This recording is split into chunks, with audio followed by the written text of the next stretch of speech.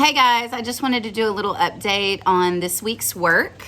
I need a little stand for this phone because I'm not used to making videos all the time. But anyways, so this week you have a story called Mama's Window. And so it's going to be talking all about plot. And so basically what plot is what the story follows. So at first it's going to introduce the characters. And then it's going to develop the conflict. So what's going wrong in the story?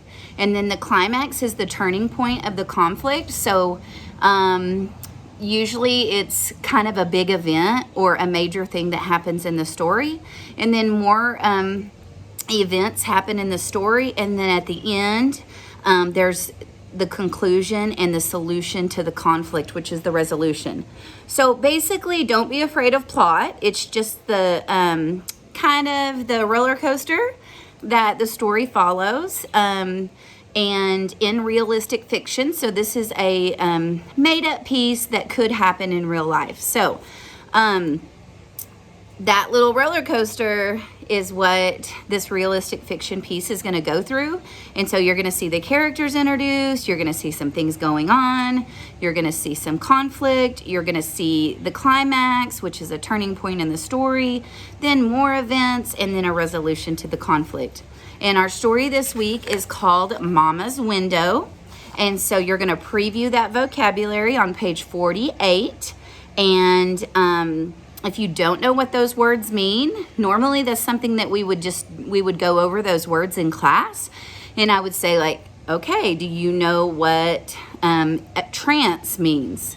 And so you guys would tell me. And so since I'm not there to do that, what you can do is you can Google those words or look them up in the dictionary, and that will help you preview that vocabulary a little bit, okay? So the story Mama's Window, basically, after the character's grandmother passes away, he's sent to live with his uncle, and they live near a swamp in the Mississippi Delta. While his mother was alive, she saved enough money to pay for a beautiful window in her church.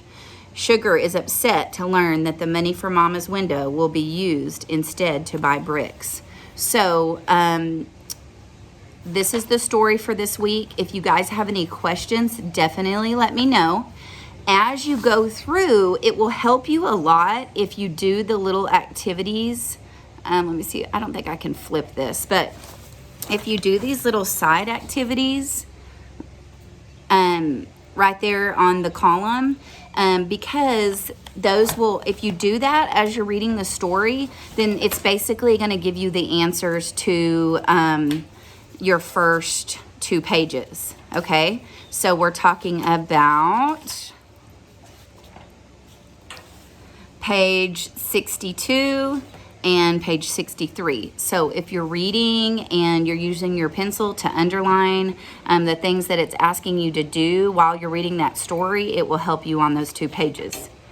The rest of the packet, I mean, it's pretty self-explanatory if you just read the instructions. But if you have any specific questions on a page, just have your parents text me the page number and I'll definitely help you guys out with that. And then looking at poppers, the only thing that I've seen is that some of you guys on the prefix and suffix, for example, I was hopeful as the judge announced the winner. And so you have to change that word, or actually that's your example, but you have to change the word. And so, for example, the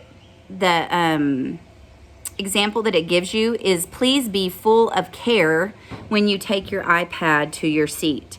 So instead of full of care, you're going to change that into the word careful, CAREFUL. Okay, so you just write it right above that. I'm talking about that right there, that one. So you would just write careful. So you're going to do that every single time. Some of you kind of, that's where I noticed last week that you weren't sure about those. You guys did great on the similes. You did great on the idioms, homophones. Sparkle words, capitalization, you guys are awesome at that.